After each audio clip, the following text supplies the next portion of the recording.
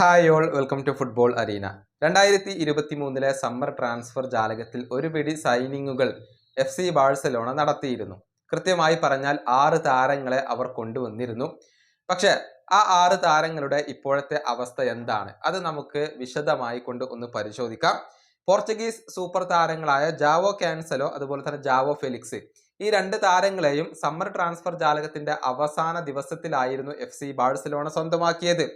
എന്നാൽ രണ്ടുപേർക്കും പ്രതീക്ഷിച്ച പോലെ ക്ലബിനകത്ത് തിളങ്ങാൻ കഴിഞ്ഞില്ല.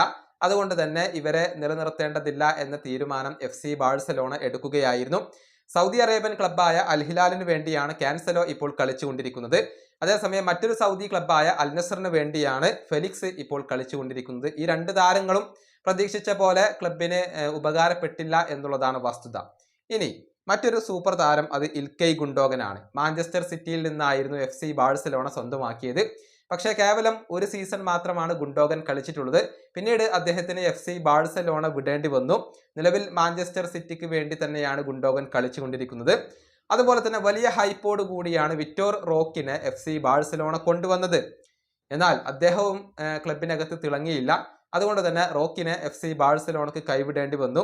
നിലവിൽ മറ്റൊരു ബ്രസീലിയൻ ക്ലബ്ബായ പാൽമറാസിന്റെ താരമാണ് റോക്ക്. അതുപോലെ തന്നെ ഒറിയോൾ റോമിയോ FC ബാഴ്സലോണ 2023 സമ്മറിൽ കൊണ്ടുവന്ന മറ്റൊരു താരമാണ്. അദ്ദേഹവും ക്ലബ്ബ് വിടാനുള്ള ഒരുക്കത്തിലാണ്. പ്രതീക്ഷിച്ച പോലെയുള്ള ഒരു ഇമ്പാക്റ്റ് അദ്ദേഹം ഉണ്ടാക്കിയിട്ടില്ല. ഈ സമ്മറിൽ അദ്ദേഹം ക്ലബിനോട് ഗുഡ് ബൈ പറഞ്ഞേക്കും എന്നാണ് റിപ്പോർട്ടുകൾ.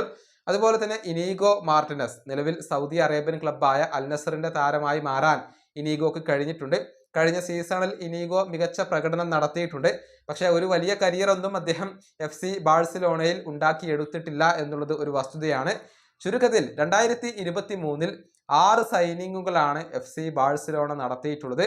അതിൽ പ്രത്യേകിച്ച് ഒരു ഇമ്പാക്റ്റും ആർക്കും ഉണ്ടാക്കാൻ കഴിഞ്ഞിട്ടില്ല. ഒരൽപ്പമെങ്കിലും ബാഴ്സയ്ക്ക് ഉപകാരപ്പെട്ടത് ഇനീഗോ മാത്രമാണ്. ബാക്കിയുള്ള താരങ്ങളെ കൊണ്ട് FC ബാഴ്സലോണയ്ക്ക് പ്രയോജനങ്ങൾ ഒന്നും ഉണ്ടായില്ല എന്നുള്ളത് തന്നെ പറയേണ്ടി വരും. ഈ വീഡിയോ അവസാനിപ്പിക്കുന്നു. അടുത്തൊരു വീഡിയോയിൽ വീണ്ടും കാണാം.